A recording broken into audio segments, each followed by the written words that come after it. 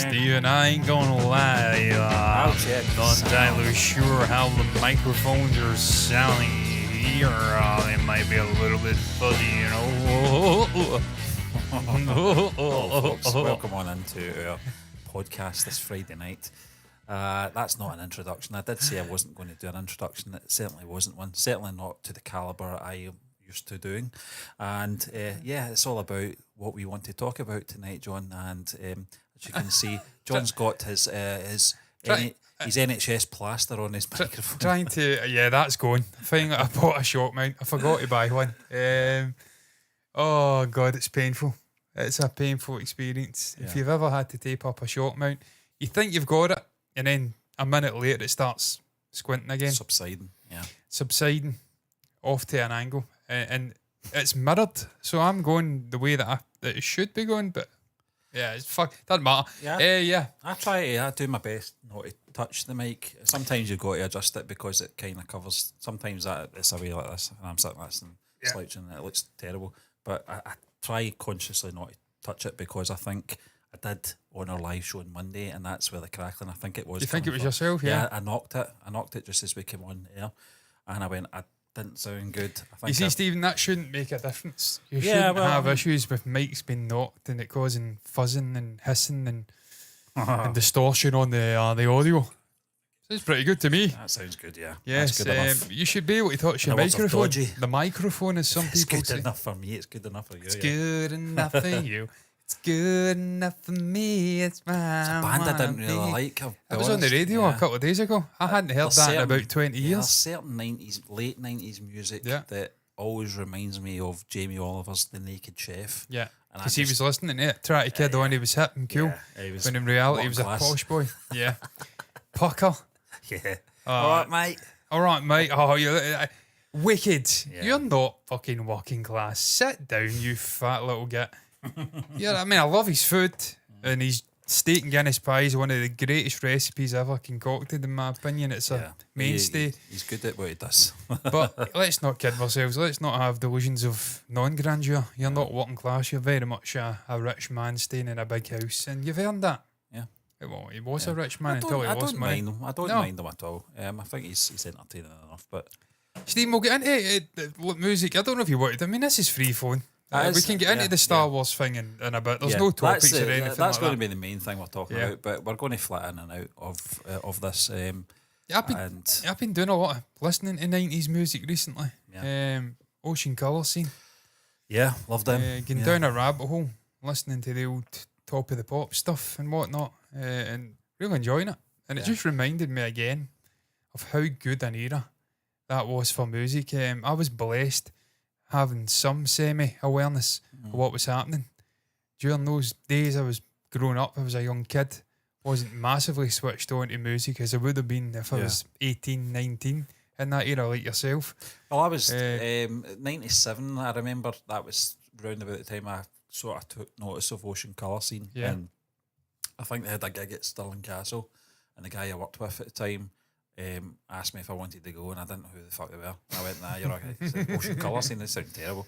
Little did I know who they were. Man. But certainly for Stirling Castle as well, which I have been to for an REM gig 2 years later. It's one of my regrets in life I didn't get to see Ocean Colour Scene live, because they were one of those bands very much like The Verve and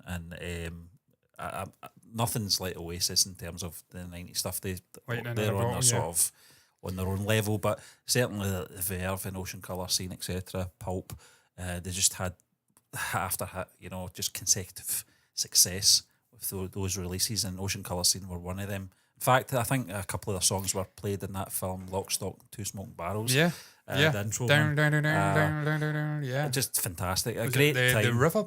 It was a was it that one? Yeah, I was thinking about the other one. It might have been. It's been a while since I've watched Lock, Stock. Did we do a review? We did a watch along to it. I'm pretty sure. Was that watch along? It may have been a review. Actually, it probably was a review. And it was it's just one of those films that you talk about a zeitgeist sort of lightning bottle kind of experience. That's certainly hit for Guy Ritchie in film. What he did. That was my introduction to Guy Ritchie. And outside of Pulp Fiction, Stephen, it was the first proper. I mean, I probably seen Lock, Stock before I seen Pulp Fiction. Yeah. I mean, it came out when? 19... I think it was 90... 8. So I'd have been came out. 9. Yeah. But I'd already been watching crazy shit by this point. I mean, Jason I was- Statham's first film. Yeah. First film. I Yeah. think he was like, what did Jason do before he became an actor? He was doing something. I don't know what he was. Was he a bodybuilder? He probably I think he was a bodybuilder. Probably, yeah, some kind of ultimate fighting guy. So that was probably the first multi-perspective sort of mucking around with timelines kind of film I seen as a young person. It's a growing very up. layered film, isn't Yeah. it? And the way it's structured, and everything just falls into place at the end. Everything just kicks off and falls Yeah. into place, and it's such a great cast as well. And that, as I said, that was their introduction to Jason Statham. Dexter Fletcher, who's obviously went on to directing, Yeah. and behind the camera, another fantastic actor who I grew up with. He was first on The Press Gang, a children's show, and he was always good in that as well. And I mean, Sting's in there as well, playing the dad, isn't he? He's the yeah. one that owns the pub. But there's so many stars in that that I think Danny John Jules from Red Dwarf Cat is in it as well. And I've seen he's one of the bar guys telling the story. I think it's like a Hawaiian pub or something like that. And some guy comes in with his hair on fire or something like that. Is that a call? I can't remember. The cat and man. Yeah. just great casting. And there was another guy, I can't remember his name, but he played a character in Only Fools and Horses called The Shadow. He was a shoplifter, and he's so funny. Just That's so actually funny. a good nickname for a shoplifter. The Shadow. Yeah. They seek him here, they seek him there, they seek him everywhere. Is he in heaven or is he in hell? That damn elusive shadow. Kinberg, man. Damn. I couldn't do it justice there. It was just such a great line, so memorable. And just that's what I'm saying. The caliber of acting, even little bit parts. And you're talking about Statham first role, and he was just incredible. It was Popped good in off the that. I screen. really liked. I mean, I don't mind Jason Statham. I think he's a very likable I do like guy. him. I like him, man. For what he does well. You know, Stephen, I know you're not massively into that genre of film, but I really do enjoy that kind. I've got a guilty pleasure for a good I did balls to the wall action yeah. film where he just kicks a shit. Like the most recent one, Beekeeper. Really enjoyed the Beekeeper. I heard that was really good. My brilliant. dad liked that. He it said was I almost- should watch that. Yeah. He's watched it about 20 times. Maybe not, but he's watched that a lot. But it's a really good film. That's an example of what Jason sort of became. He's became this sort of more hard man action I liked star. Hobbs and Shaw. I thought that was good. Hobbs and Shaw was great, yeah. Him and Dwayne Johnson. We'll get on to Dwayne, by the way. Yeah. Dwayne's lost his fucking mind recently. Is it? Yeah. Yeah, oh yeah, he's making remarks about Christopher Nolan and how his latest film, which is flopping hard, could have really changed the game if it got a showing in the same screening in as particular Oppenheimer. By any Oppenheimer, chance? Yeah, I saw something trending it on X the other day. and something else that's happened with him. I don't know what's going on with Dwayne, but we'll get on to him. I'm sure it's going to be a nice free flowing. I was just discussing. I mean, that fucking mic's doing my head in. I think I'll just hold it again for as long as we're doing this. Ridiculous. Ocean Colour Scene. The reason I was discussing, I couldn't believe that Paul Weller gave them the big sort of start. He went on tour, and he was actually fucking performing with them. He was playing piano at live gigs. It's Paul Weller. I think Paul Weller. I'm trying to remember your man from Ocean Colour Scene. I'm not going to talk about Ocean Colour Scene. Not your the lead singer. It's Steve Craddock. Yeah. He did the one guitarist, with Paul Weller, Steve Craddock, and Liam Gallagher. They did that song Carnation. I think it was a jam song. I don't know if you've ever watched it, John. It's a don't think really I have, good. no. It's a really good version. I do love Paul though. but- As you know, I went through a mod era Paul where I was very much trying to be I Paul. think he plays drums as well, doesn't he? Because he played on Paul plays everything. what was the song that him, Noel Gallagher, and Damon Albarn done? Was it Tender? They Did did they a do song. Tender, They yeah? did a live song, and Weller was on the drums. And I thought, jeez, he's holding He his can own. play everything. Yeah. Guitar, everything. The guy's a proper musical genius and just a cool guy, man. Yeah. I mean, when I think of the mod scene, obviously it goes back further. You can think of it like probably the Davies brothers Yeah. back in the 60s, not Davis. Getting transported Would to be- that yeah, that to gig. that gig. Yeah. Where's Dave Davis? I know. Then someone's jumped on the stage and tried to get a selfie with Ray. This guy's been shot. Yeah, I mean, he's going to obviously have a lot of trauma from that. Yeah. You know, and Steve, he was a dick though, wasn't he? He was a Remember dick. him? He was- Yeah, I've been to see everyone. Been to see the this, Who. this guy was like 22 or something at the time. There's another one off the bucket list. Yeah, I've been to see the Who. You've been to see the Who, really? You've seen John Entwistle and Keith Moon and guys like that, really? You're fucking the same age as me, mate. Keith died about 20 years, got 30 years prior to that point. Yeah. probably about 40 now, and that's another thing I was discussing the other night. Time. Yeah. Not time. Well. Keith Moon, Dynamite, and that strange death, Stephen. That strange apartment that the Mamas and Papas lead Mama singer. Cash, yeah. She passed away Same at day. 32. Yeah, same date, wasn't it? Same something? day, Yeah. same bedroom. Yeah, weird. And I think Pete Townsend actually kiboshed the guy who was leasing it. Was a proper like, famous guy that owned the apartment. Didn't want to lease the apartment out because he had worries about obviously Keith, and he thought it was cursed. Yeah. And apparently Pete Townsend said, don't worry about it. What's the chances of lightning striking twice? Well, it fucking did. It can, Odd, that's the thing. really odd. Oh, it can, yeah. What was it? The Great Outdoors, 66 times. In his case, he gets struck 66 times, not just twice. Yeah. Yeah, I mean, this is taking free phone to the extreme, probably, in terms of we went everywhere here. Ocean colour scene, Keith Moon. That's what we're like, guys. Yeah, when we're talking, me and Stephen, we go off in fucking mental tangents. Yeah, when I came up with this idea, John, some might say, is this Stephen's idea of getting this out of John's system before they do the news shows? But I do it as well. I go off in tangents and then I forget what I was talking about. Yeah. But no, I've done that live many a time. That kind of fascinates me, that kind of stuff, the sort of what ifs, if maybe perhaps he never. But I think he was destined to. He was fat as fuck at the end, let's be honest. He was on a slippery slope. Stephen had apparently 30 odd pills, 6 of them killed him. Yeah. I think 24 were undigested, 26 so he had about 32 pills in his system. Nothing to do with where he was living.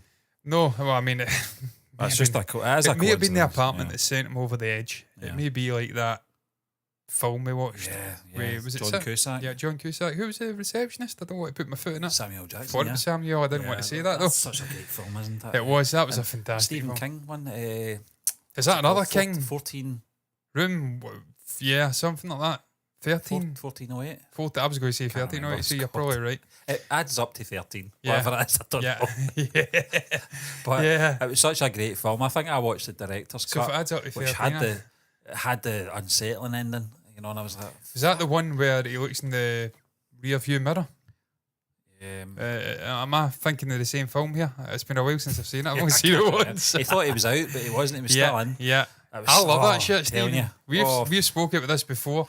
Some of your favourite X-Files episodes. Yeah. And it's just the ones where Takes they're a caught turn in a for cycle. worse at the very end. Yeah. You're like, fucking oh no, it's my worst nightmare. But the mushroom episode That was great, where wasn't it? Mulder and Scully are stuck inside this sort of fungus thing, and you think they've got out, and then you're like, no, they can't get out because Mulder's passed away, and then Scully goes to the sort of wake in his day. apartment.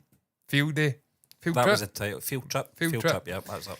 And she shoots fucking skin on the head. She shoots the skin man in the head. You're like, whoa, what the fuck is going on here? And then they start like dripping the Yeah, it fungus. was like shit. the inside of a locket. Yeah. That's what it was like. It's like yellow goo, Yeah. wasn't Yeah. it? Yeah. But That was I love that shit, fantastic, man. I I'm love that. absolutely fascinated by That stuff was like that. peak X-Files, wasn't it? It was, yeah. And then Yeah. you had Tuesday, what, a Monday? Monday. Monday, because I always say Tuesday. Yeah. That's probably my all-time favourite X-Files It's episode. like Groundhog Day. There's isn't some it? brilliant ones, don't get me wrong. I mean, this is another tangent we can go down right now. The X-Files and favourite X-Files episodes. I mean, obviously the one with the cigarette smoking man, and you see the full sort of insidious nature of this guy, just how deep into the deep state he is and what he's been involved with. That was Yeah. an unbelievable episode. Taking this sort of shadowy figure, falling on the side, and showing you just how serious a figure he was, man, and what he was involved in. I think it was Kennedy and lots of other things he Yeah. was involved with. Yeah, they did a specific episode covering that, didn't they? Yeah, but it was Monday. Monday for me is my all-time Yeah. favourite. It was just the way that he was becoming aware and starting to circumvent things and try to remember. I'm trying to remember. I think there was like they were all in sort of succession. These episodes. It was Yeah. just like peak X-Files at that point, and it was that one where they lived in a sort of closed community. They were posing as husband yeah. and wife. I thought that was Woman, yeah. get in that kitchen and make me a sandwich. That What was- were they called again? The Petries? The Petries. Yeah. Petries, Good yeah. memory, John. Yeah. Yeah. Yeah. Fantastic. Mulder with his incredible Lacoste Yeah. polo shirt. I thought they two worked really well, and you know what? Even in the sort of later ones that came out, I think around about 2015, 2016, were okay. They were decent considering they hadn't done this for a good 10, Yeah. 13 years. I or liked the something like that. Limewalk episode, and there But was the two of them another always one. had good chemistry. Duchovny and Anderson. Anderson's a fantastic actor. Yeah, she's Phenomenal. probably funnily enough, probably became the better actor of the two. Yeah, I I mean, think you could argue back in the day that the Cockney was probably, he had the edge I in think- terms of yeah, potential. I think and the character had a yeah. lot to do with that, though, and just a very likable character. And Yeah. they kind of had a chemistry between both of them, and I don't mean sexual or anything like that. I mean, there's just this thing. There was an episode where they were kind of criticising each other, and he mentioned about her height, about not reaching the pedals. I don't know if you remember. Yeah. It's Yeah. fucking really good chemistry, good humour between the two of them. It was such a great series, wasn't it? I Yeah, I don't know, mean- what was it, 10 or something? I can't remember how many series it was. Yeah, because through. also they came Two out with a films. couple more. Yeah. I never finished it, the more modern ones, but Yeah, I the remember reboot, yeah, watching, yeah. it was like a TV character coming out of TV and sort of weird paranormal shit, and it was Yeah. really good. Really, really good. So there was still potential there. People still reference things from the X-Files, like Eugene Toombs. Yeah. People, you know, Yeah, the creepy guy. bastard. Is that the slippery, the fuck it can go through things? Yeah, yeah. What was the serial, the one with the fixation with hair? He was a weird bastard, wasn't he? Do you use conditioner? Conditioner. That was your man. He was in Con Air. Yeah, there's so many. I tell you, man, Yeah. there's so many actors who have popped into this series, man, who maybe weren't well Yeah. known initially and have went on to do. Yeah. I It's can't almost like remember the Band of Brothers character's is. name, but yeah, I mean, he reprised the role. That's when you know the Yeah. sort of fans like a character or a villain, and they want them back to do another one, and he came back. I think Eugene Toombs did too as well. Yeah. Um, But it's an incredible TV Yeah. show. I mean, Vince Gilligan. I know it was Chris Carter. I know it was Yeah. his sort of, but Vince obviously went on had to a do lot to Breaking with Bad, that. yeah. He built that universe. Yeah, And I think, funnily enough, potentially shares a universe in some strange way with with X-Files. X-Files. I Yeah. think there's crossovers, like the... Well, Bryan Cranston was in that. That was a fantastic Yeah. episode. The one he was in, the one that was they were travelling. Was that He the couldn't slow antenna? down. Yeah, Yeah, yeah, And his brain just Yeah, burst, there's yeah. just... It was ahead of its time. Yeah, it was. Really intelligently written and just right up until what the 6th and 7th season, I think the film was in between. It was just some of the most captivating, riveting TV that I've seen. Obviously, Breaking Bad for me has overtaken it. I've still not seen The Sopranos to this day, so I can't discuss that. Better Call Saul. What do you think of that? I've seen bits and bobs of it, Your Stephen. dad likes that, doesn't he? He Yeah, I've likes learnt the theme character. on Yeah. the guitar. I love the theme. Yeah, How yeah. abrupt it is. It just fits the Saul Goodman character perfectly. That theme, it's just off kilter. It's like dun, dun, dun, dun, dun, dun, dun, dun, dun, dun, boom, and it's right in. It's like that felt unfinished. That's Saul Goodman. He's just a crackpot. I think when they do a spin-off and they do it right, they do it right. Yeah. And sometimes it works and sometimes it's a bad idea. And they did that with the Young Sheldon thing as well. for Yeah, the I've Big still not Bang seen that, Theory, yeah. and I've watched them all. I've seen Young Sheldon, yeah. I've not seen the latest series because it's not out here yet in the UK, but I think the first 6 series are on Netflix. And Is it good? Yeah. It's fantastic. John, Yeah, really the Young well Sheldon, written. yeah, is it? Yeah. It's not in a studio audience or anything like that, but it's got the humour. I need to And the watch it. casting's fantastic as well. You know, it's Really, funny, really good. Stephen, because not Breaking Bad, Big Bang Theory. I was obsessed with the Big Bang Theory Yeah. for years, right up I've until about Lost count how season many 4. times I've went through that, yeah. But I've still not finished it. I stopped watching it season 4. They were still kind of But single. you're like that, John. If Yeah. you get step away from something that's very I hard think for you to get Leonard, back. Leonard was Leonard Hofstadter. That's Johnny Galecki, yeah. Yeah, Johnny Galecki. He was out going out with Penny. The rest were single. And then obviously it developed. They all had like partners and whatnot. Even Sheldon obviously had Amy, a partner yeah, with yeah, Amy. yeah. I've seen bits, singular episodes from Well, funnily enough, later John, on. I but think one of the last ones I think you and I watched, it was the one when Howard and Sheldon were on a plane. We were just about to go on holiday. yeah, and it was fucking It was lightning. Yeah, turbulence, yeah. yeah. I've And they were got a holding hands, yeah. I've They got a hated each famous photograph from that night. Yeah. I remember that night very Yeah. well. That was a great fucking night. Is I that nearly right? kicked- You towed I the... towed the it was cub. pitch Yeah, black, wasn't it? pitch Couldn't black. see Nearly it. killed myself. Yeah. Took a famous photograph. I was incredibly skinny back then. I had hypothyroidism raping me. Your t-shirt as well wasn't Was white. You looked like I was Jack blending. Nicholson in One Flew Over the Cuckoo's Yeah, Nest. but I was blending in with the bedding. bedsheets. So it was like a head floating. So I remember that night. For a lot of reasons, it was the night of the Scottish independence referendum as Yeah, well. That's right, yeah. We got the 10 results years in the ago, early yeah. month. Fucking crazy, Stephen. Yeah, Nearly 10 years ago. the day, really. I mean, it's a couple of months on now. And you just think what's happened in the ensuing 10 years, and also the loss of Alex Salmond, who was spearheading it. I'm not going to get into politics here, but I mean, I think I've made it clear numerous times on the comments that I'm a hardcore independence sort of fan or supporter. I want the autonomy for my country. Supporter.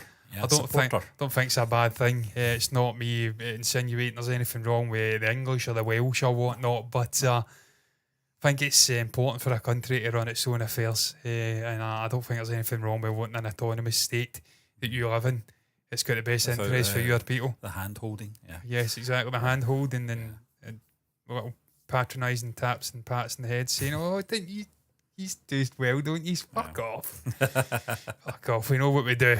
I was watching 8 out of 10 Cats. Great episode. Stephen Fry listed all the inventors from Scotland. Yeah. And it's truly remarkable. Such a hateful little country at times. What's the fucking slogan they like to use for Scotland?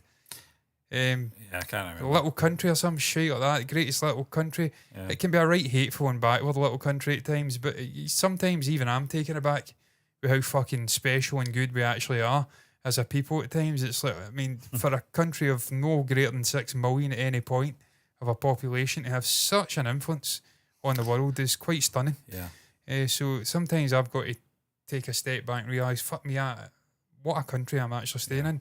It's a hellhole at times, but it's actually a special place as well. Contributions to the world have been still unbelievable. Going, yeah. Penicillin gave the US their navy. Yeah. The Russians their navy. Changed a lot of the world. Yeah, for the good way it and is bad. now. For the good and bad, yeah. As most things that are sort of invented, they can be used in good ways and bad ways.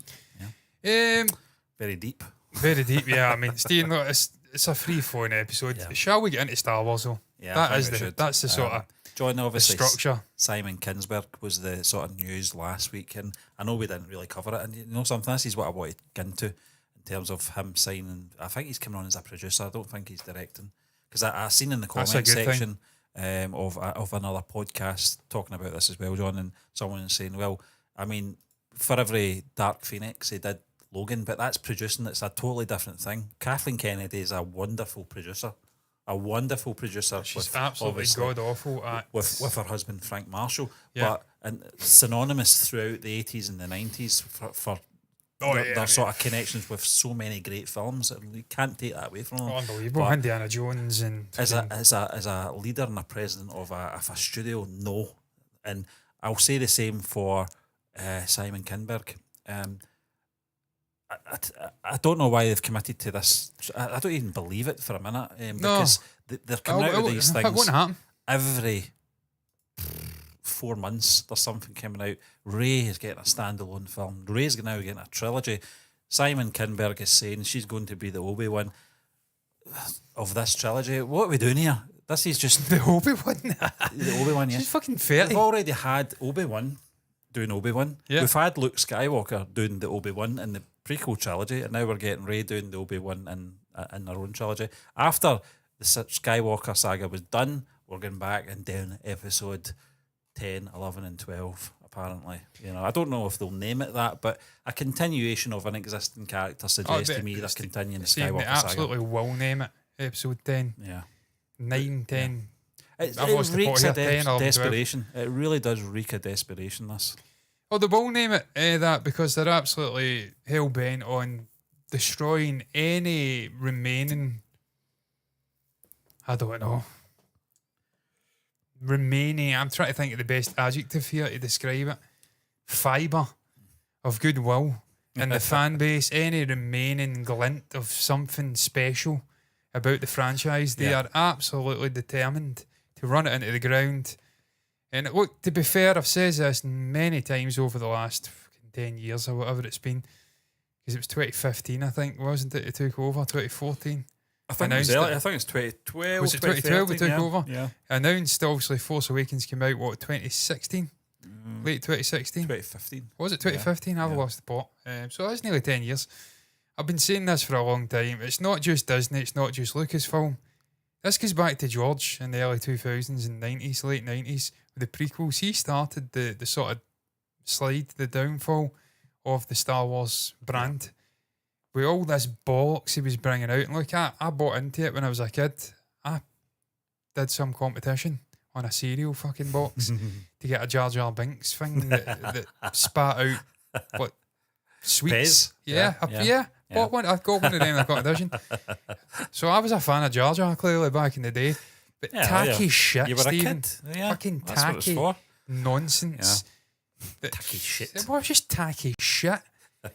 I mean, when I was in the 90s prior to the prequels, I distinctly remember going into toy stores as a little kid and being in awe of Star Wars as a brand.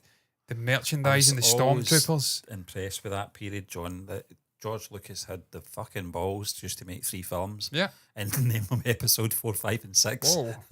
Thanks, George. Fucking Paladin from Cavalcade there. John, that'll go over a lot of people's heads, but yeah, I just thought that this guy's got balls doing that. How did the studio agree to that? Not knowing they had a plan for obviously a prequel, but it was even brilliant. just episode 4, they weren't even called 4 and 5 and 6 at that point. Well, Star Wars, but Star Wars was Star Wars. It wasn't really A New Hope. Because you actually got me the original sort of graphic novel or story. Yeah. And it was Star Wars, it was a very different thing in its That's formative Star Wars, stages. It was like the lightsabers were different. Everything was different. Luke wasn't called. I think it's called Starkiller. Starkiller, yeah. So there was a lot of differences, but you could see what he had in mind. Yeah. So I mean, that's one thing about George over the years. He's been very malleable. He's changed things. Just contradicted himself. Retconned. I don't have the same excitement. I don't know if it's just because I'm older now. Because I mean, he said it himself that it was written and created for kids, and I was a kid when this came out, and I enjoyed the prequels, but I didn't have the same enjoyment. I know you would have, John, because you were that age. No, I mean, Stephen, I grew up very much a Star Wars fan. I distinctly remember 95 moving into a new house. The previous owner left an ottoman sort of storage box. What was that? Noises in here that I don't even want to address. Thank fuck I'm leaving here. Full of toys. Yeah. And there was like Tusken Raiders, Sand People, and different Star Wars things. So I was aware as young as 5, 6 years of age of Star Wars, the original trilogy, very much on another level, even at that point, to the prequels. I remember watching the prequels and getting enjoyment from different aspects. Like obviously the Duel of Fate stuff at the end. Darth Maul was obsessed with pod racing, absolutely obsessed with pod racing stuff. You had the game, didn't you? Yeah, I had the Sebulba pod racer, obviously Anakin's. It was in Nintendo 64, initially.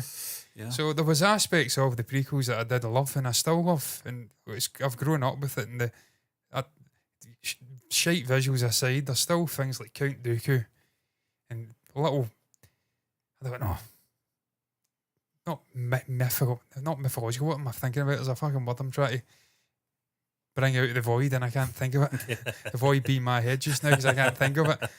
It doesn't matter. There was little things that he sprinkled on the prequel trilogy that remain to this day pretty special. Even like I don't know, man. I'm just off the top of my head. I'm trying to think of examples. Grievous to an extent was pretty interesting. I quite liked the Grievous character. I think if they brought him in as a villain earlier on, it would have made sense. But it was like, what are we doing here? Yeah. Is it because Christopher Lee's getting older, he just can't do as much? I don't know. Mace Windu. It was cool characters. And adding the lightsaber fighting styles. yeah. The fighting styles. Some of the dialogue was it was fucking honking, Stephen. There's no doubt about it. Anakin bouncing about in that circular alien blob thing. Yeah. God awful. Terrible. But even then, the visuals, I was blown away with the visuals. As they all are at that point, yeah. It's easy to look retrospectively. I was blown away by Battlefront back in the day. If I That's played not it really out, it was water. shit. It's actually sand. Yeah, didn't know that at the time. Listen, he was great. That guy was incredible. I forget his name. Sort of Asian American guy, isn't it? Doug Chang, incredible artist. Yeah. He sort of took the baton off your man Ralph McQuarrie. Yeah, and did a great job. Conceptual art, yeah. There's some brilliant aspects of the prequels. It was just the yes men and the outright sycophants who ruined it by not stepping in and saying to George, look, that's enough. Rick McCallum. I'm not trying to say the name because I forgot it.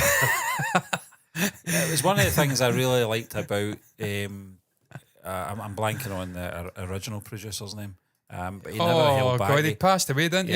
He was such an honest and upfront guy, and he'd tell George very straight that's a terrible idea. And that's what you need. But I think there was a Gil, I can't remember his name. The sort of it was one of the directors. Can't remember the name. Gary Kurtz, Gary Kurtz, yeah. But there is Gil. I can't remember his name.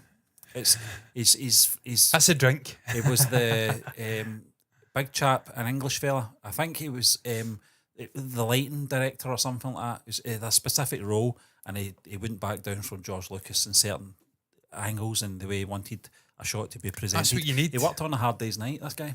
Oh, did he? Yeah. He did a lot of big films before Star Wars. I was watching a channel about A Hard Day's Night, incidentally, getting off on a brief tangent because we're staying on Star Wars, but it was a guy reviewing it, and it was a fantastic channel. Really enjoyed it. Yeah. And he liked it a lot, and I maintain that's a great film. That film stands the test of time, not just because of the Beatles. If I wasn't a fan of the Beatles and I went in, wasn't aware of them somehow, was living under a rock and watched that, that's a genuinely great film, A Hard Day's Night. Really something about it. It's just a sort of, it's not an innocence because that's a wrong choice of word, but there's something refreshing about the acting. Although I did laugh that he pulled up Paul McCartney, and apparently your director, Richard Lester, Dick Lester, confirmed that Paul was probably the worst of the four.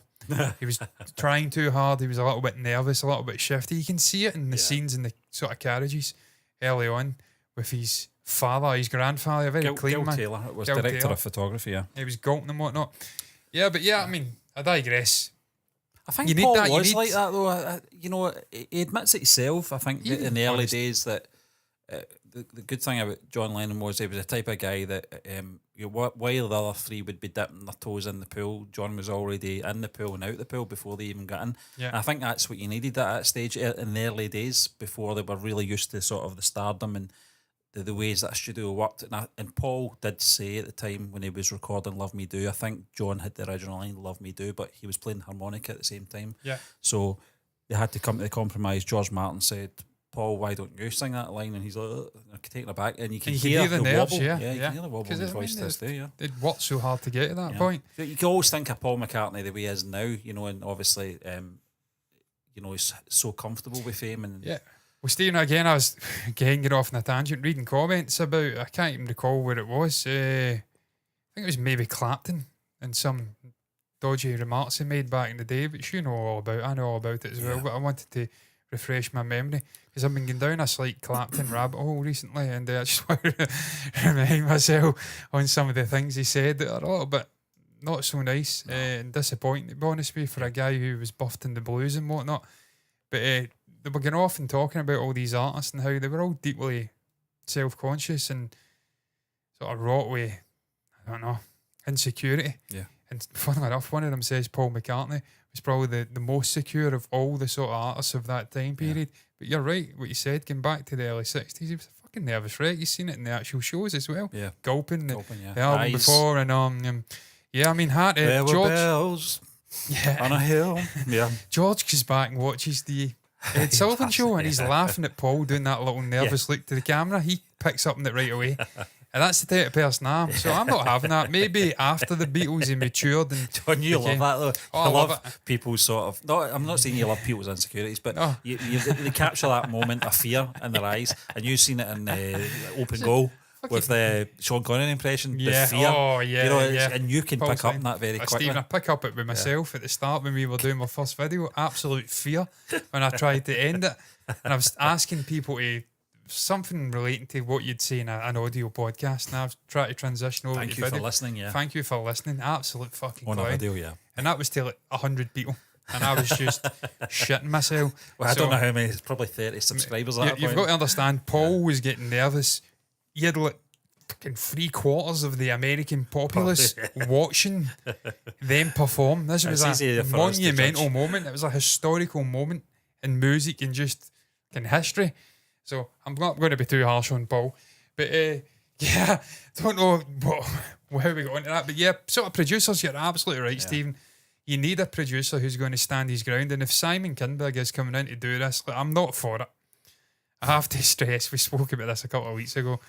I don't want another Star Wars movie. For me, Star Wars is fucking dead in a movie sense. It's finished as a franchise. There's no momentum. There's no real interest. The older generations who grew up with it are completely disgusted in the main with how they've handled the legacy characters, the legacy of the Skywalker saga. They're switching off. They're losing interest. they're even losing interest in the good stuff they've produced on the TV side, like the Mandalorian, ever diminishing viewing numbers. The first season just wasn't that great. Wasn't that great? Yeah. So they're starting to lose that aspect, which was a positive, the one sort of positive they had. And the newer generations just don't give a shit. They're not connected to it. I think Lucasfilm have to be responsible for part of that because they've intentionally dissected the audiences into older generation and new generation rather than just treating everyone as a Star Wars fan. That what they've done is, and they made it clear in The Last Jedi, kill the past or whatever it is. I can't destroy it if you have to. Yeah, forget the past, kill it if you have to. And it was a direct message to the older Star Wars fans. It's funny as well, because the first sort of scene of The Force Awakens, everyone was getting giddy at Max von Sydow's character. This will begin to make things right. Yeah. And we're like, we know what he's talking about. Yeah. You listening, George? Yeah. What we didn't realise was it was a sort of ulterior motive. It was like a not a double entendre, it was a double, I'm going all French, a double entendre. Va va boom. Va va boom, je ne sais quoi. That's the extent of my French knowledge. Oui, oui. Je m'appelle. That's the full extent. Blubla. Bonjour. What's the bonjour's hello? What did you say thank you in French again? I fucking forgot. Merci. Yeah. Merci beaucoup. Merci, yeah. And then, what did you say bye-bye? Au revoir. Yeah. That's it. That's the sort of extent. Where were we going? I've lost the plot as I was talking about French. I don't know. Totally lost the fucking plot, man. I've lost the plot. We were talking about audiences and they divided, obviously, Max von Sydow's line about... Yeah. We didn't realise, because that says double entendre. It's like a double buff from Kathleen Kennedy. She was beginning to make things right in her own sort of twisted, ultra... radical feminist sort of viewpoint of the world where she was going to kill all the men. She was going to absolutely deride and make Luke Skywalker some blue, green milk. There's a bitterness, isn't there? Suckling fucking freak stuck on an alien island. There seems to be a bitterness in her agenda. It's like, fucking make kill him. Tea for these fuckers. I don't believe that. I don't believe that. I think that's just I think that's what do you call that? I can't remember what the YouTube channel's called. Fucking Geeks and Gamers. Yeah, it's his wet dream, isn't it? Yeah, she wasn't making tea for Spielberg. She was a fucking renowned producer. Tongue in cheek, folks. I don't agree with that kind of She was a very, very, very good producer. We can't do her down. Or, as you said, Stephen, her catalogue is there to see. I mean, it's just stunning, the movie she's been involved with. She's obviously got a vision in her own sort of belief in what she wants Star Wars to be. Stephen, I can understand it as well. I can understand Disney's predicament and modern studios' predicaments as well, because I do agree we need more representation in film. I'm not one of these little alt-right freaks who wants to see they all have to be white and the bad guys have to be black or someone else. Multiculturalism's a sin. We need to get all these foreigners out of our country. It's fucking terrible. They don't have to be white. What's this? It's shite. John, that's not. Don't worry, I'll not clip this. No, that's not. That's not the way that I view things. I agree with representation. The world is a melting pot of thousands of different people, different creeds, colours, ethnicities, religions, everything, and that should be represented to the best possible extent. Yeah, I mean, in every medium. Yeah, it should be. But it has to be organic. It has been, John, for a long time, but obviously not as much as it should have been. But it has to be organic, Steve. Yeah, well, this is the thing. It has to be organic because watching that original trilogy, you never thought of Leia as a strong female character. You just thought, that's a fucking great character. Yeah. And a great actor playing the character. Lando Calrissian. Bit of a womanising smooth guy. He was a bit of a dick as well at times. A bit of a shyster. He was selling his friends out. But that's they wouldn't have the balls to do that now. Billy D, in terms of his portrayal of that, he just came with this swagger and this belief, I'm going to make this character my own, and you're not going to trust him. They would not have the balls to do that now, Stephen. No. They would be terrified to take a black character or a character of colour and turn it into that sort of character, which has got dimensions, by the way. They were going somewhere interesting with Finn. They were going somewhere with him. One of the greatest fuck-ups in that whole sequel trilogy was Finn. They dropped the ball. You've got John Boyega, who's a wondrous actor. Probably the best actor of outside of maybe Adam Driver. He's unbelievable. But of the sort of younger cast that were involved, head and shoulders above Daisy Ridley. And look, I'm not what to do down Daisy. I quite like Daisy as I a like her person. as She well, seems yeah. a thoroughly decent person, likeable. Not a phenomenal actor. I mean, I was watching other channels discussing various aspects of Star Wars recently and try to say that she's a good actor. She's not a great actor. She hasn't. I've seen her in fucking Murder on the Orient Express, average. That one with Tom Holland, I was about to say Robert Holland, what the fuck? Tom Holland, sort of futuristic dystopian one where I think there's no women or some fucking, I can't remember the concept. Okay, Wasn't great in that either. Yeah. She's not a phenomenal actor. Not hating on her though. Needless to say, John Boyega, head and shoulders above. That character had so much potential. You had it within your grasp to make him a Jedi. And no, he didn't have to be related to fucking Mace Windu. Not every single black character in the Star Wars universe has to be related to the other black character. Yeah. There's a whole universe out there that can be a different person. I mean, there was a period, I think, in between the Force Awakens and The Last Jedi came out, over the sort of fan theories came out and speculation about race heritage. And I hope she's Luke's daughter. Yeah. I hope she's Han's daughter. I hope she's Obi-Wan's granddaughter. And I was like, I don't really care about that. There has to be a logical explanation for this character and her development, her quick development into becoming, a Jedi. There has to be a reason for it. I mean, I suppose the reason was that she was related to Palpatine. It's terrible though. No, but it's just Terrible, because he's a villain. Yeah. He's a dark force user, a dark side. He's a Sith. So how?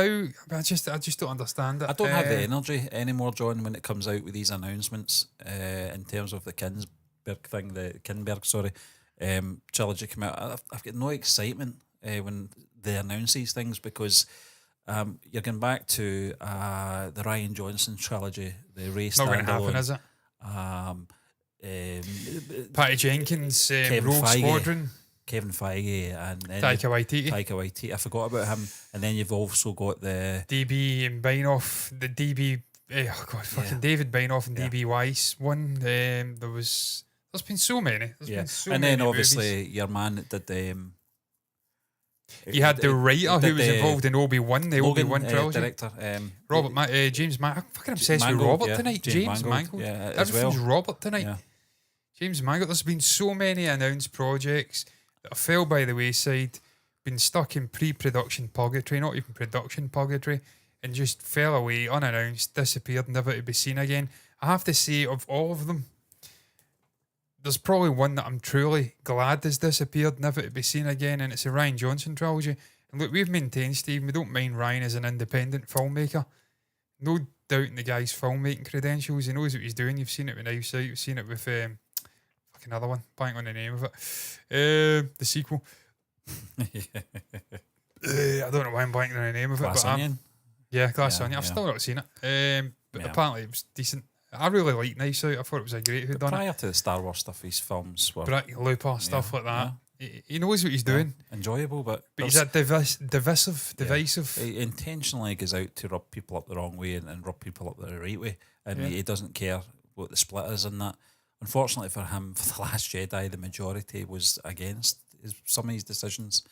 I do maintain J.J. Abrams was responsible for that as well. Backed him into a corner. Certainly for the Star Wars films have never sort of continued on right from the minute of the last film. There's always been a time jump, and they couldn't do that. The way that ended, I get there was obviously a cliffhanger, and it was a fucking great cliffhanger to be fair at the time, and it built the sort of anticipation. You were waiting for 2 years. What are they going to do? That's okay. We've got Rogue One in the middle. That'll tide us over. What a great film that was. But really good one they made. I mean they just didn't have a plan in place, and the only sort of logical thing that I'm trying to take from this Kinberg trilogy is that they want to be seen to commit to 3 films so they can say we've got 3 Star Wars films coming out. It's the only reason I think they're talking about doing a trilogy. But if they're going to do it, they have to have a story in place. It has to be. The early signs are worrying me. The fact that he's come out and said Rey is going to be the Obi-Wan of this trilogy, which just says that they're just regurgitating the same nonsense again. You know? Yeah, I mean, I don't know where you can go with that character, Stephen. This is the problem we've got with Rey. She's not faced any real jeopardy. Yeah. She's not had any real pitfalls or I'll tell you what obstacles they're in gonna her do. path. She's just breezed through that sequel trilogy. I can tell you what they're going to do. They're going to do what they should have been doing with Luke Skywalker. Yeah. The Jedi Academy. That's Yeah, what but how does that marry with her being the Ben Kenobi of this trilogy, though? Because Ben, he was a failure. He failed. He failed to convert or de-radicalise his brother. His Padawan, he became the ultimate evil outside of Chief Palpatine. Depends on the writing, John. He was Depends, a hermit in an outer rim world, hiding. It depends on Wrought the with tone guilt. and the writing, the choices that they'll make if they're going down this road. It's such a strange comparison. But what though, I'll to say pick is, Ben Kenobi, because she yeah. is not faced any jeopardy. She's not had anyone she's really lost. She's not having to mother or look after I'm going a to say chosen something one. that I think there's some of the logic behind this and bringing obviously Daisy Ridley back because the character was not well received overall. Yeah. Who does it remind you of from the prequels? Hayden Christensen. Potentially, yeah. I mean, I didn't have an issue with Hayden, but a lot of people did. Let's not kid on. They had a lot of issues, and it was down to his portrayal of Anakin Skywalker. Because people for decades built this character up in their heads how he should have been, and that's not his fault. It's not the actor's fault. But he had a second chance through the Obi-Wan and Ahsoka series, and people love this guy now. People, I'm not saying they hated him, they probably did, but a different viewpoint on the actor now and a different viewpoint on Anakin Skywalker as well. I think they've took something from that and thought, well, maybe we can do this with Rey Skywalker, and try and bring it back if we can maybe get the proper writer in to develop the character, because when you're doing a trilogy like a saga, like a Skywalker saga that is, and you're dealing with so many characters, you can't really devote all your time to the one character and their development if it's not just about them. Because it wasn't just about Rey. There was a number of things that were going on in that. Obviously, the Kylo Ren stuff, the conflict, Snoke, which they disposed of, another bad decision. Yeah. There was a lot going on in those films, and obviously Finn as well. And they just, as I said, they dropped the ball. And Finn, he had such great potential right up to the sort of last 10 minutes of The Force Awakens. So you thought it's going to be very interesting to see where they take this. And they kind of hinted in The Rise of Skywalker that he possibly had some kind of Force powers. Yeah, I mean, that should have been built pathetic, on. yeah. I mean, he was handling a lightsaber, taking on a dark side user. I know they weren't calling him a Sith at that point. Don't know what the fuck Kylo was even to this day. I don't know what was Snoke. I mean, just a clone. It's dreadful. Fucking hell, man, you take Andy Serkis, unbelievable actor. Incredible. It's funny, John, because I remember when we first saw the first images of Snoke in his scale compared to Kylo Ren, and we didn't realise it was a hologram. This guy's fucking massive. He's like a big statue. He's like a statue. Yeah, we kind of joked he could have been teeny though. Yeah. Could have been like that little thing in Men in Black inside the head. Could have been like that. And he's really just projecting. He's like a truck driver who's like a fucking 5'2" midget or something. I don't know if you're allowed to say that now. Person of short stature. And you really, they're just sort of, I don't know, over emphasising how big and tough they are because they're in a big Arctic lorry. Yeah. Needless to say, I don't know what it was. John, can I ask something? See, I know we're probably about 45, 50 minutes into this show. Every time you've spoke, have you been looking at the camera when you've been talking? I've been trying not to. I'm just wondering because I've been trying not to, but I think I have a couple of times, yeah. Yeah. Force a habit. It's going to take a while, but we'll not have that issue very soon because we will be in separate rooms. Yeah, so we will be looking at So I was going to say, we don't want to try and get into that habit. It's something we should have been doing, but there's no point doing it now.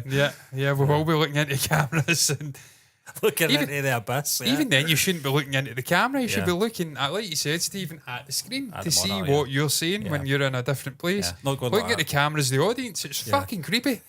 To look someone in the eyes. Someone said that, didn't they? Yeah, someone says it about me. I feel like this guy's looking into my soul. It's because I'm going to take your soul, bastard. Bastard, yeah, boy.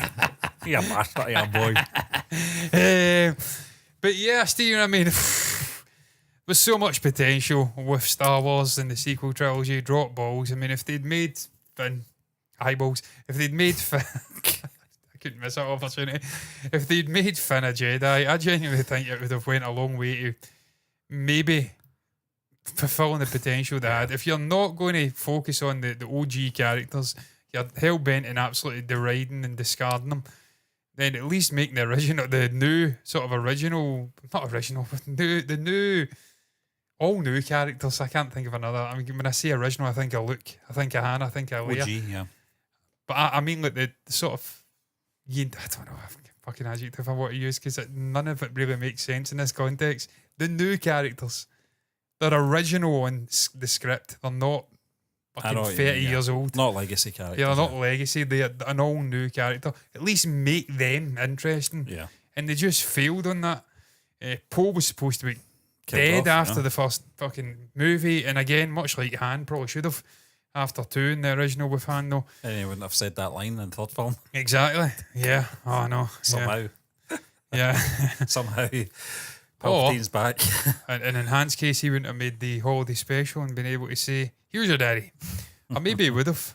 Was that after the original? Between, it was in between Empire. That's fine. Then they've always got to say that iconic line. Lumpawaru, here's your daddy. There was so much potential. They should have made the newer characters pop. What I will say though, Stephen, you kind of said something there, and when I was saying there was no jeopardy, there was no real rationale for her to be Ben Kenobi. Something kind of at the back of my mind whispered in my ear, "You're talking shite. You're talking fucking crap." Because there is a concept that they could do with her. The guilt of being the granddaughter of, or the granddaughter of Chief Palpatine. Yeah, it was a weird one. Certainly in The Last Jedi, I felt Rey's purpose was to redeem Ben, because Han couldn't do it, his father. Because he was dead? And because he's dead. It was basically, I was going to say he was in second thoughts about blowing his mother up. I think he was about to do it until there was an interception. But did they not fire at the bridge and she ended up out in space? I think something else happened. I don't think it was him that fired the bullet. No, but I think it was a finger on the trigger, but someone sort of interjected before he did it. They should have made him bad throughout that trilogy. And I think that was the purpose of Rey. I think that's where they were going, but what they actually did was they just saved it for the third film. And it was bringing the ghost of Han back. Sort of redeemed. The death, obviously, of Leia, which it's probably one of the better scenes, I think, in terms of emotional impact. I thought she's holding the medal of Han, and her hand kind of just slips, doesn't it? Yeah. And you hear Chewie sort of fall onto the ground, and that was okay. I didn't mind that. It was quite emotional, but I think it's because we were all attached to Carrie Fisher. Yeah, we grew up with her, and that was just sort of the sort of swan song for her and the character. But they just kept chopping and changing the purpose of Rey, I felt, and that whole Wayfinder thing. That was terrible. I just remember coming out of the cinema thinking, the snake. What I think of this, yeah. So is this fucking Harry Potter? Are we under the bills of Hogwarts? Is this Tom Marvolo Riddle again with this fucking snake? It was the sort of nature of what she was doing, as if she knew what she was doing all along. I'm like, what is terrible. This? This is like Superman 4. It was just get her to shocking. Build a brick wall with her eyes, I mean, how can you map out a trilogy and then completely be bereft of ideas by the final film? It's like there's been no, and this is what we maintained from the get-go, there was no connective tissues. It was just all John, very much like our first podcast last Friday. We started it at 11:45.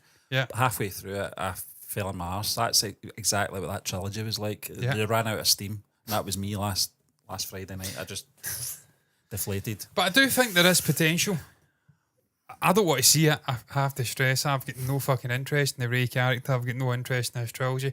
I've got no interest in another Star Wars movie. I'm even beginning to doubt whether I'm going to be interested in the Mandalorian movie. But there's enough going on with that, I suppose, with all the side characters. You could see Boba Fett. You could see Boba Fett coming back. Potentially Luke lingering in the background, although don't use him because you'll fucking ruin that as well.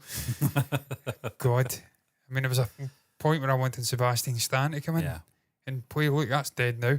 Because what's the point? I mean, he ends up a fat, fucking embittered old guy in an island with alien nuns sucking on the. He's not sucking. I keep saying he's sitting on the teats of an alien. He's squeezing them, and then he's like, fucking just terrible. It's the guy that was mind tricking Bib Fortuna and making him look a right tit in front of one of the most fierce and sort of. I just picturing Bib Fortuna go like, "Hey, you cheeky." He was Scottish, wasn't he? Yeah. That actor. Yeah. But this cool guy dressed in black, and he's like, "You've what is it? You've served your master well, and you'll be rewarded." And you'll be rewarded, yeah. You weak-minded fool. He's using a Jedi mind trick. To see that and where he went after that, it's just completely disheartening. Yeah. And it's just, I'm like, I don't want to say anything. Like, no, I mean, I'm done with I the get character. people change. I get that, and people's beliefs change as they get older. I suppose they do say that people become more conservative as they get older. I don't know about that. Certainly in terms of the Luke Skywalker character, I think it's so jarring because there's this massive gap, and I do blame George in a way that he didn't have a treatment for these characters after Return of the Jedi. In that sense, as much as I liked having just Star Wars Empire Strikes Back, Return of the Jedi, and have it like that, there was always that curiosity, where would Luke be now? It's like sort of... Now I just wish Lemmy would have went onto an episode with Claire Lim and like, says that he'd get his head bashed in 20 seconds Making after. Hot chocolate, Yeah. I mean, it's... For Lando. It was weird. I said this in that How one bad of our shows was that? as well. I mean, the I sort read of that book. narrative of what they were doing, the Rise of Skywalker with Luke and Lando going off in some quest. I'm like, I just can't buy that. Were they that close? I don't fucking believe that for a minute. Look, Han and Lando were buddies, not Luke and Lando. I don't know. Did they ever have an interaction with Lando in the entire original He film? kind of nodded to him when he brought him down, when they rescued him, and Leia went back to rescue him from Cloud City. But apart from that, maybe in the barge, I don't know. Did they? I can't remember. Yeah, you would have seen him in the barge, Yeah, maybe. I don't know. But there wasn't much. There wasn't much at all, It was all off camera. It was weird. It was just weird. That's what Lando discovered Luke's love of hot chocolate. Listen, I've been drinking a lot of hot chocolate recently. It's that time of year, isn't it? It's just because it's no caffeine. So you can drink it later on. Off the caffeine? Yeah. I'm trying to reduce the caffeine. And no caffeine in hot chocolate. So you can drink it. Nice warm drink. I keep my coffee till the morning now. I'm not drinking anything. Well, I mean, to be fair, I'm drinking coffee at like 5 at night. But you need that. You need that for what you're doing. I'm not starting to drink at 5 at night. I'm starting it at like 3, 4, and it's just get slowly drinking a bottle. It's not in a cup. It's like a fucking thermal bottle for like an hour and a half. I'm just slowly drinking it. John, we always talk about after coming out of the theatre, sort of feelings and reactions and stuff like that. But I'm keen to know in terms of when we were sitting watching The Last Jedi in 2017. I think it was a Sunday. What was going through your head for certain moments? Certainly for that. What was going through my head? The lightsaber part. At the very beginning. Stephen, what was going through your head when? I can tell you just now. I distinctly remember that day because my football team, your football team as well, Celtic, were on an unbeaten run. We'd went the entire season unbeaten the year before. We'd completed an invincible treble. And we continued that unbeaten run into the second year under Brendan Rodgers. It was supposed to be a really good day, but it was a really shit day. We were watching watching that film in the theatres. Celtic were playing Hearts at Tynecastle. And I kept checking the fucking live score, and we were getting absolutely shat on that day. We were getting reamed. We get beat 4-0, and I was just completely fucking dumbstruck. I was horrified at the news coming in through the live score, and then I was watching this, and he threw that lightsaber away. I'm like, this is fucking shambolic. Yeah. This is a shambles. I mean, obviously... That was what my thoughts were. I was more concerned about my team getting But people go on, they always go on about the Canto Bite stuff and all that, how much time we wasted on that rather than spending more time with Luke. I didn't really want to spend much more time with Luke. It was a really hard watch. Yeah. I mean, there was moments in it. There was a great moment I did like where I think he kind of stumbled and he used the Force to steady himself. It was very, very subtle. And those little things Rian Johnson did very well in terms of detail and certain things, but there was other details that he missed. Having an emotional scene with Luke, realising that his best friend has been murdered. Yeah, I mean, they filmed that. There was just nothing. They literally shot that and didn't put scene. it in. Yeah. Because they didn't have time, but they had time to put fucking DJ in. Yeah. Pish. Cassian. Cassie, no. He didn't. He's not gonna have a stammer. It's just Cassie and hand in door. But I like the Cassie, no. I had an interaction with someone with a stammer the other day, and look, I feel for people like that. I really do, because I'm getting off on a tangent, I know, because I love speaking so much, and I can't shut the fuck up. Be it in front of a camera, away from a camera. I keep getting told with people, if you get a nervous issue, why can't you stop speaking? So I always think of people who have sort of speech impediments, lisps and stammers and whatnot. It's like, how horrifying would that be? Horrible. And I did have an interaction with a guy, and I had to kind of double take. He was like, at first I thought he was pulling me up for something. But he kept kind of, it was like a broken record. He kept kind of repeating. I'm like, that's fucking odd. It's actually one of the rare interactions I've had with someone with a stammer. I was in KFC years and years ago, which is in the city centre. You know how you've got Tim Hortons, you've got KFC, McDonald's and Pizza Hut on that sort of Argyle Street cross. And KFC is up the stair, and there's a pub called, I think it was, what's it called? Da Vinci? I can't remember what it's called. But it was sort of just round the corner. And this guy came out of the pub, kind of, he looked like Bruce Forsyth a little bit, but with red hair. It was weird. And I was sitting up just having my dinner, just eating my KFC, minding my own business, sitting myself, just, and you're looking out onto the street. Yeah, and this guy was looking up, and he was going like this. And I was like, is he fucking square going? I was like, and he was going like that. You get Tourette's or something? And I was like, I don't know. I'm like, what? You know, and I was like, that's weird. I don't know what happened. I told Kevin this, my brother, and he said he knew he was. He said, did they come out of the pub? I went, yeah. He says, I know that guy. He says, he worked in that pub. He says, it's a condition. He knew exactly who I was talking about. Weird. Yeah, it's like Lewis Capaldi. He kind of has like a thing with his shoulder. Yeah, it's like a tick. Yeah, it's funny because I think a DJ, it's not funny. Speech impediments are not funny. DJ was not funny. He wasn't funny, character. but he did have a stammer, and so did that robot in Andor. Yeah. Speaking of Andor is very much in it's coming. I think I've seen trailer? something about it. No, I don't know about a trailer, but it's coming out next year. Yeah. So that's definitely happening, and it's confirmed. That might be the last Star Wars thing that I watched. But it's confirmed, Stephen, that it's like the way they're structuring it. I think Christian Harloff says many moons back the way they were going to structure it was going to be truncated in season 2. I think they've confirmed. I think it's 12 episodes, and it's 3 episodic segments, and they all follow different timelines, and it gets progressively closer to the events of Rogue One. And we're obviously going to get Alan Tudyk back, K2SO. So I'm really looking forward to that. You think of Star Wars, I don't want to see this fucking bollocks. I'm not interested in Rey. She's not an interesting character for me. Despite the fact that they could maybe explore some interesting stuff with like the whole guilt of being a Palpatine and her trying to right the wrongs of her family lineage and try and become the personification of Skywalker, whatever the fuck that means. I think they try to do that. I'm talking about Skywalker. They just didn't do it. Yeah, but I'm talking about Skywalker. Like Skywalker's a great name in the galaxy. Anakin Skywalker was a boring character. Fucking utter evil. I don't get me wrong, I loved it. Yeah. And that's another thing. I mean, I'll get back onto Andor. I just need to remind myself that's what I need to get back to. You were talking about Hayden Christensen, a lot of people disliking. I didn't like his delivery of some lines, but the lines were terrible. Even Harrison Ford. I don't like Sand. He didn't. He was told to say that. Yeah, I know. Harrison was an unbelievable. And how does he know? Unbelievable. Because it's in the script. Who wrote the script? Fucking George. So don't blame Hayden. So I'm not going to blame Hayden. Yeah. But I maintain there's some brilliant stuff in his performances in those movies. That line about they're animals. Yeah. And I killed them with animals, and not just the men, but the women and the children too. I hate them. It was unhinged there. That whole stuff when he went back to Tatooine, and obviously Shmi is dying and dies in his arms, and he wipes him out. That's fucking brilliant. She was fucking terrible. God awful.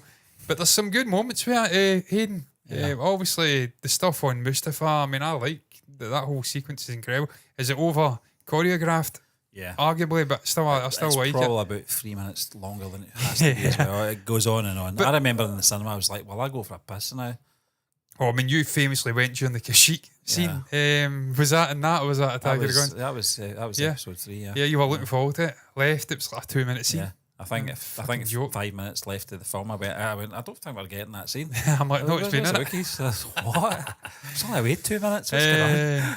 Yeah. But a lot of people criticise that choreography, if that's the right way to say it. I think I've got a speech impairment when I think about it.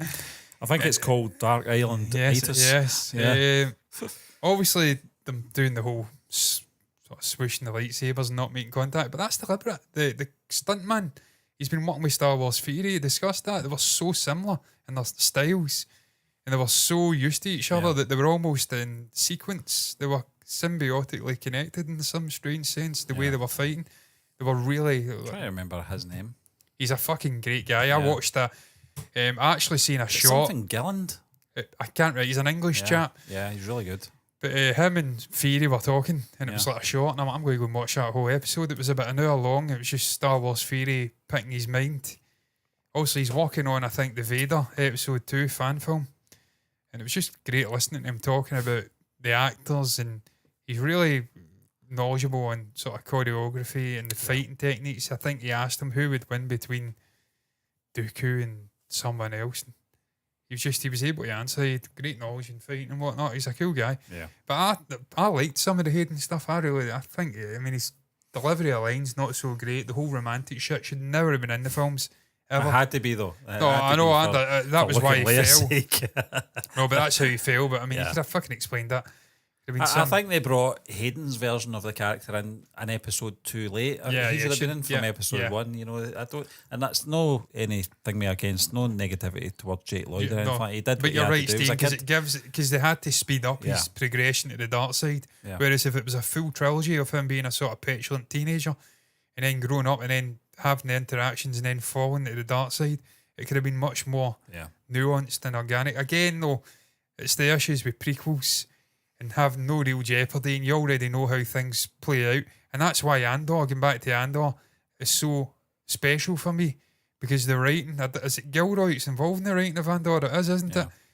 The way that they've taken a character like Cassian, who we know dies, we know his fate, giving him a sort of backstory, further embellished on it from what we had in that interaction with Jin and him on the ship about his father and mother, and him being fucking buffed in the midst of a rebellion, and it's not buffed, but you sort of grew up in it. He's lived the rebellion, but not using that, taking characters like what's he called? I'm going to forget his name again. The fucking Stellan Skarsgård character.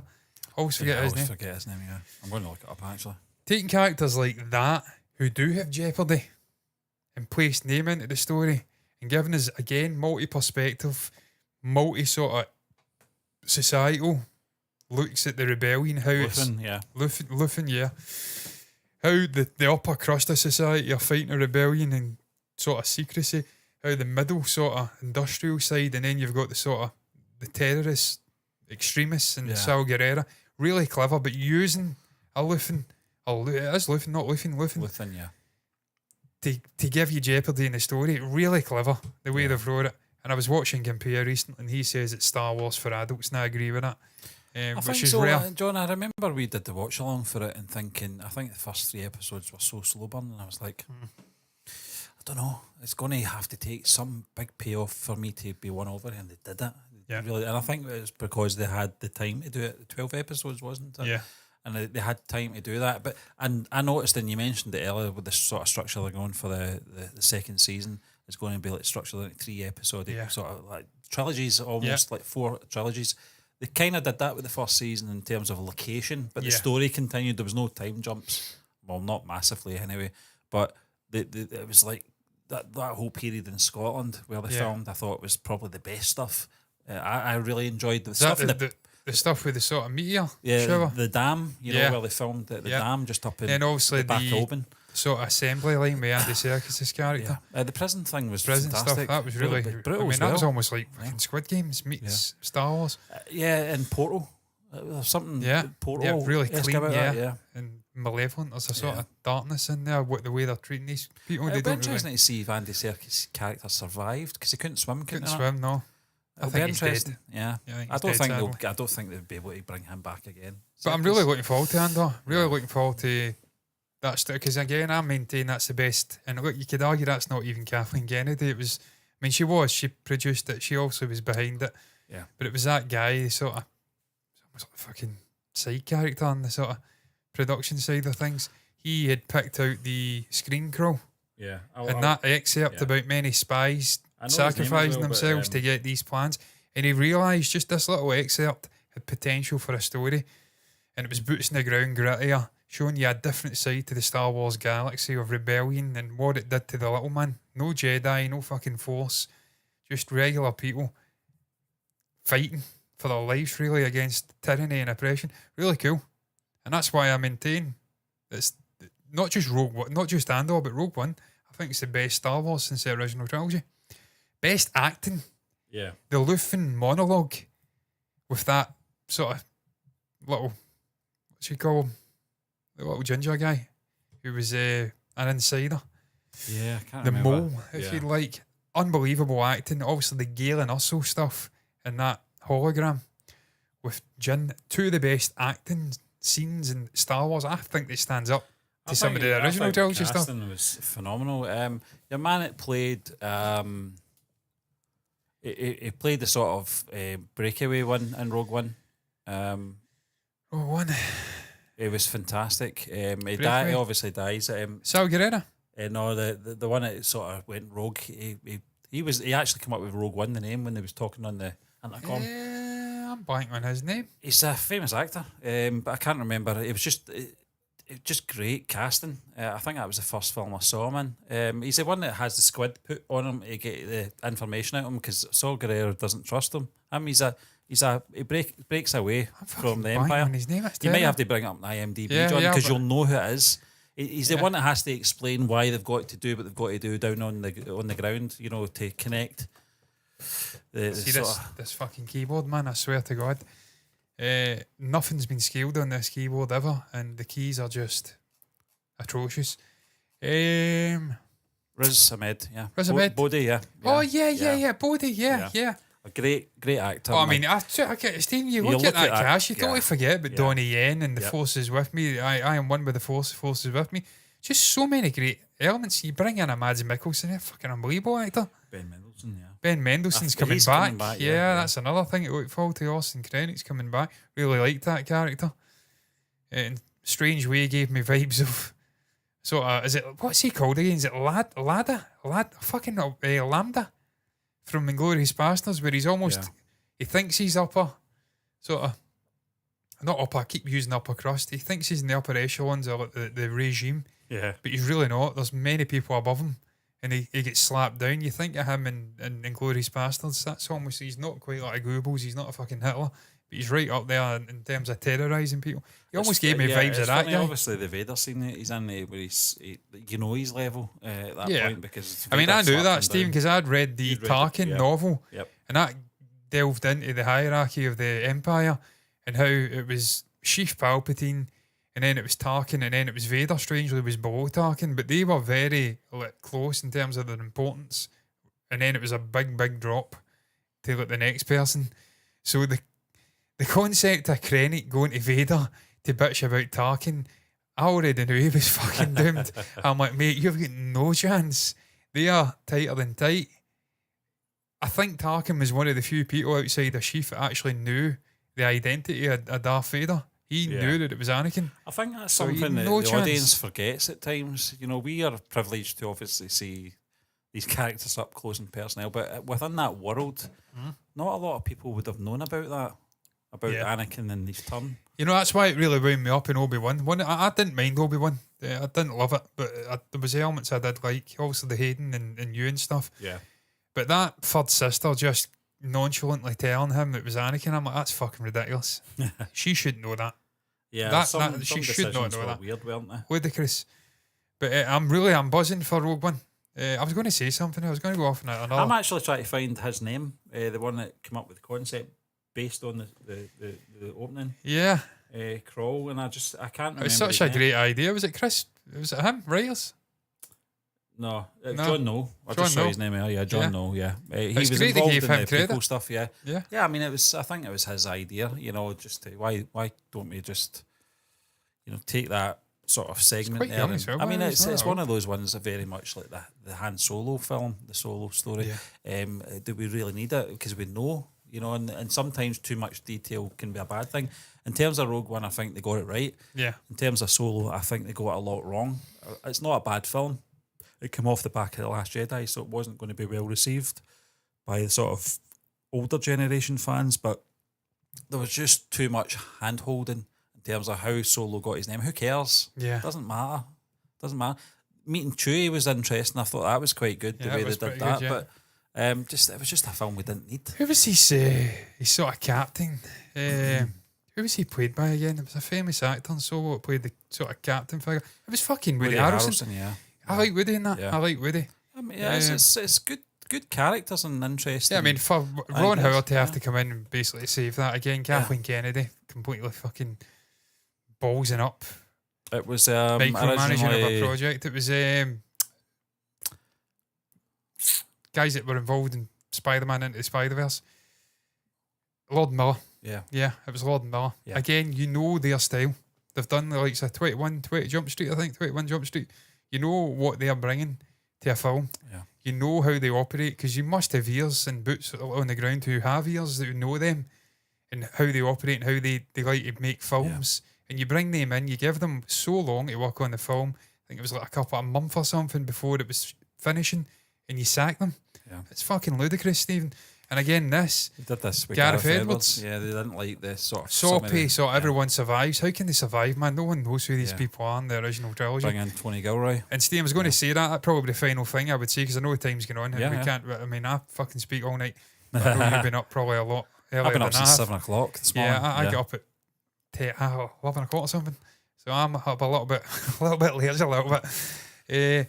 But talking about Star Wars, I asked in the thumbnail, is it finished, the franchise? Something along those lines anyway. It was about fucking 3 years ago. Yeah. That's a long time. Is it finished? I think if they don't get the next choice of president right, done, it's going to be finished, because it's clear as day Kathleen Kennedy hasn't got the minerals. She's not the right person. It was a grave mistake from George to hand her the baton. She's too idealistic. She's too sort of buffed in her political sort of stuff that she wants to impart on every single fucking project. Everything seems to have a connection to some sort of identity politics or bollocks that is really divisive. Whether you agree with it or not. I think we've seen some of the potential hiring. I think with the Ray movie, the standalone one, which I know you've ludicrous, yeah. She wants to make men sweat. Some of the comments, and then obviously the acolyte stuff as well. With obviously the person, the secretary of Harvey Weinstein. I mean, I was very conscious, John, going into this, that I didn't want this channel to appear like the Critical Drinker is with Star Wars and Star Wars Theory. I mean, I very much enjoy both those channels and for what they do, and I agree with a lot of their points, but that's not what this channel's about. We don't just home in on the one franchise. And understand with Theory, because that's basically that's his lifeblood, and he's very passionate. He says before he get bullied at school and whatnot, and Star Wars was like a sort of escapism. Yeah, he used to go home and think of the mythology. I can't fucking say that tonight. It's not the right word. There's another word, and I can't think of it. But it kind of is a mythology. Yeah, but it's like the sort of foundations, the fabric of the universe. And he used to theorise. That's how he got the name. I know my dog's snoring. That's what he thinks of it. So I can understand with him. Yeah, the Critical Drinker doesn't give a shit, and I love that about him. Yeah. He just doesn't fucking care. He's very straight laced. But yeah, I mean, I'm not for this, Stephen. I don't like divisive. This is escapism. It's meant to be in a galaxy far, far away a long, long time ago. Stop bringing this modern bullshit in. And that's why they have to get it, the next choice bang on, or the franchise is going to be dead. It's funny, John, the talk because I'm talking about Gilroy here. Yeah, escapism. Because he's not a Star Wars fan. Just sort of to compare it, being a grown up, you got to do things that you don't want to do and stuff like that. And my daughter, who's only 4, she'll have an app where you're washing dishes. I'm like, I'm not fucking playing that. Do that in real life. I want to get away from that. And it's similar, as you said, to Star Wars. Don't remind me of the problems in the world by putting the problems of the world in the story. Yeah, that's not what film's about. No. Film's about taking me away from my worries and taking me away from all the issues that are sort of surrounding us. In the that's why The Mandalorian initially was so well received, because it was a really simple story. Yeah, it was a gunslinger, sort of lone figure, a little groggy as well to an extent.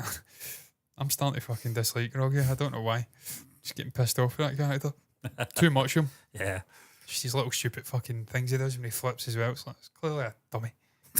Ludicrous. Is it? Flips in the air. It's like, is this box? Nonsense. But it's a really simple concept, and it worked because he didn't hammer home political bullshit and politics and identity shit and all that. It was just a simple story. This guy out to try and make his way in the universe and try to earn a crust, if you like. Keep it simple. Yeah. That's what the original was about. It was a really simple space farm boy, whatever the fuck you want to call him. Princess, sort of maverick, rogue, sort of nerf herder. Then you've got the wise and wizard. It's a really simple story. Yeah. And it works when you keep it simple. Stop hammering this bullshit into it. And I think guys like Tony Gilroy would take you back to that. I'm not saying Tony's going to be the president of Lucasfilm, but you need a person who's not. I think they have to get away with the whole Star Wars, away from the whole Star Wars fan thing. I think there is an emphasis on how can we make as much money as possible. I think that's the problem with studios these days. It's all about, but this film made $1 billion, and it doesn't matter. It didn't make it a good film, No. And I think that's the sort of quota for the board of directors with the president and the decision making is how do we make money out of this? Forget artistic choices. How do we make this sellable? And I think that's why the whole trilogy with Kinberg is the talk at the moment. I don't think. I mean, for what I've heard, he's a bit of a yes man. Yeah. He'll not rock the boat. He'll do what he's told. He'll be easy to work with. Doesn't matter what they try and force on him. It's not going to be like a Colin Trevorrow type thing where they shit on him, change his whole story halfway through the sort of fucking pre-production, let alone production. Then he has to walk because they've ripped it up. He had Luke Skywalker front and centre. They kill him off, and he's like, "Well, that's fine. I'll just fucking go then." Yeah. That's not going to happen with this guy. By all accounts, he's going to do what he's told. And they'll probably get pliable directors in as well. And I don't like that. I don't like yes men. Yeah. And again, that's why I keep going back to it. Someone like a Gilroy. And I'm contradicting myself because I says Kathleen Kennedy, not really a Star Wars fan for me. You don't have to be. But you need to be a smart person who's going to unite the fan base because that's how you make money. If you've got a united fan base. For longevity, you have to do it. You need to be clever. Yeah. We've seen it with DC. Obviously, DC's kind of different because you've got the Zack Snyder fucking the audience fanatics. that they were trying to attract during that prequel trilogy have moved on. They'll not go back to Star Wars now. They loved the Reylo thing that was going on. That's where they were at, that sort of breed of audience. But they moved on to the next thing. These fans were previously Twilight fucking fans that moved into Star Wars because it was just at that time. And they'll move on to the next thing. They're not committed fans of the franchise and never will be. But that's the sort of people they were aiming that prequel trilogy at, sadly. Yeah, it is. And that's why ultimately you have to get a clever person on board who's going to unite things. Yeah. They don't have to be a fan. You just need to be clever, know what they're doing, and able to manage and bring in people who do know what they're fucking doing. Yeah. Kathleen Kennedy's incapable of doing that.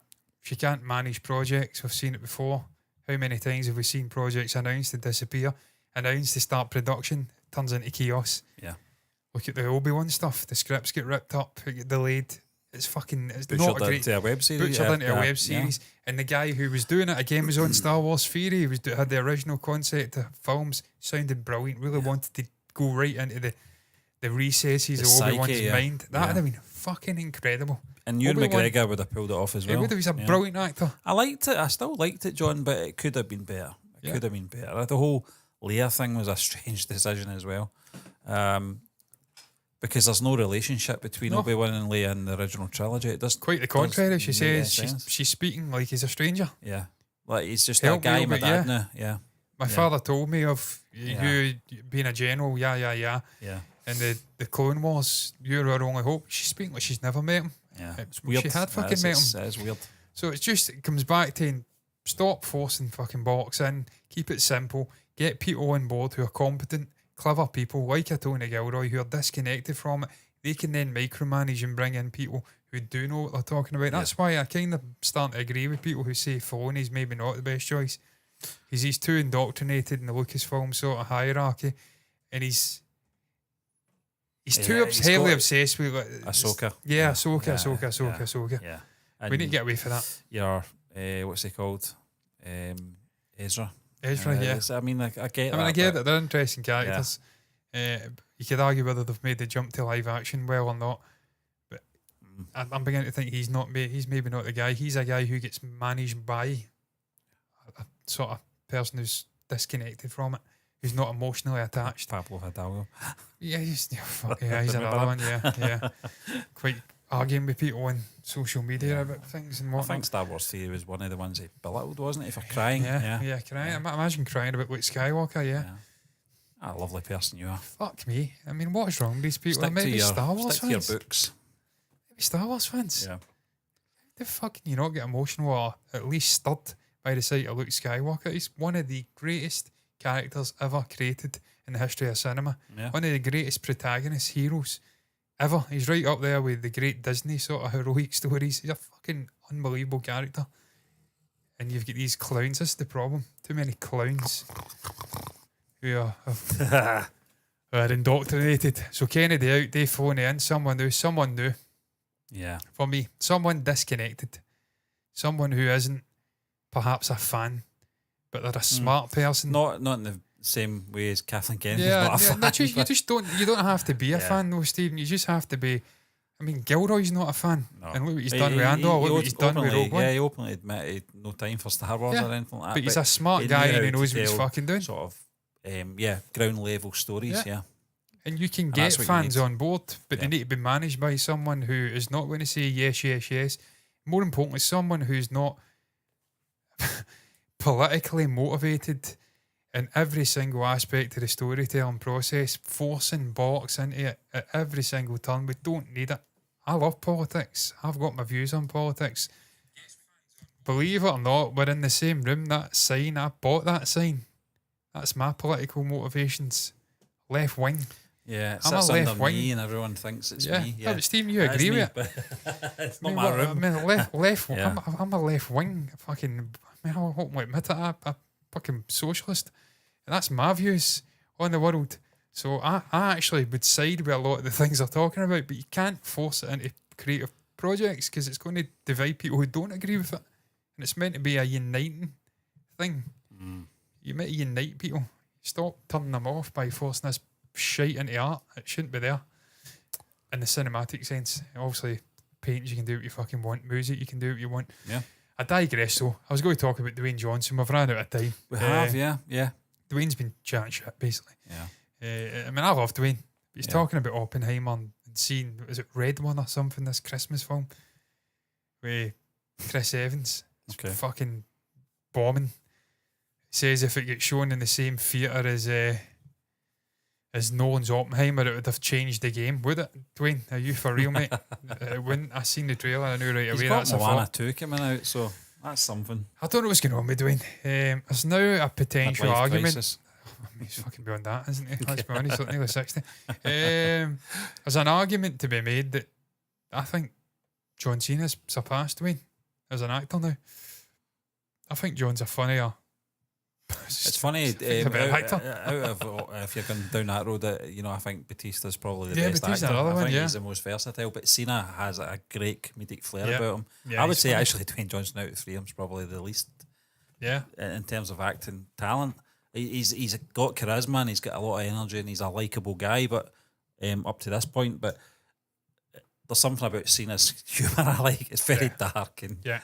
cut. He's a funny guy Yeah. away from the screen as well. He's a funny, and Batista funny for guy. me is he's got a range. He has got a range. We've seen it. We've seen him in June. We've seen him in Guardians. And you can see that there's different sides to him, and he pulls it off. He's a nasty bastard in June. He really is. And when you see him in But I Guardians, love he's the got fact he get humbled. yeah. One of the Austin's best character bits, is just like, here, bitch, kiss my boot. yeah. See if you don't, I'm going to fucking strangle you. And then obviously, Gurley just, yeah, fuck you. Yep. Loved it. You didn't need to devote 10 minutes to that fight. It was like, here, fucking have it. I'm a hard man, you're a joke. Here's your dinner. Here's your fucking dinner. Wee man. He's no wee. He's not small at all. He's a very, very big man. I digress, man. Let's go round it up. That is, yeah. We don't have to talk about fucking topics and all of that nonsense because very free flowing. But Star Wars, you think Star Wars is dead? Yeah. What are your thoughts on the franchise? I think it's finished as a cinematic franchise under the current caretakers. That's a word. not interested in seeing a movie with Ray. Not interested in Simon Kinberg. Not even really spoke about his background. I mean, he was involved in some right horror shows. I mean, Dark Phoenix, I think he directed a fucking horror show of a film. Horror show of a film. That last 10 minutes felt like 20 minutes or whatever felt like a completely different film. Yeah, weird. The whole stuff with it, was it the train or some shit like that? It was just, totally it was just bad. It's a shite Yeah. film. This is the guy you're getting Sad into. end to that sort of generation of character It's actors playing those fucking characters. phoning it in for Yeah. years though, weren't they? Yeah. Jennifer Lawrence was phoning it in. Yeah. She fucking killed her off before she get a chance After to say Days that of Future horrific Past, yeah. fucking line. I mean, it's always the women saving the men round Well, here. How about that's, we name it that's, that's on ex-women? Kinberg, that's on Kinberg's watch. Yeah. So it shows you the type of person we're dealing with. Yeah, it's just fucking bullshit. Box. Not interested. Are you interested though? Share your thoughts down below about that. Anything at all. Touched upon X-Files, everything. I don't know what we spoke about at this point. I've lost the plot. If you have to share, put it down below in the That was comments section. yesterday, that's why. Yesterday, a different day. Anyway, you want to share, put it down below. Like the video if you've enjoyed it. Subscribe to the channel, hit the bell icon to get notifications straight to your eyes. Same thing over on Twitch. Maybe you're wondering why I'm holding this mic because it's fucked. That's why. Same thing over on Twitch. Follow button, notifications button over there. Always left to be said. Those until the next time. Thank you once again for watching us. And bye bye. Stop what? Bye bye. Yay! Right.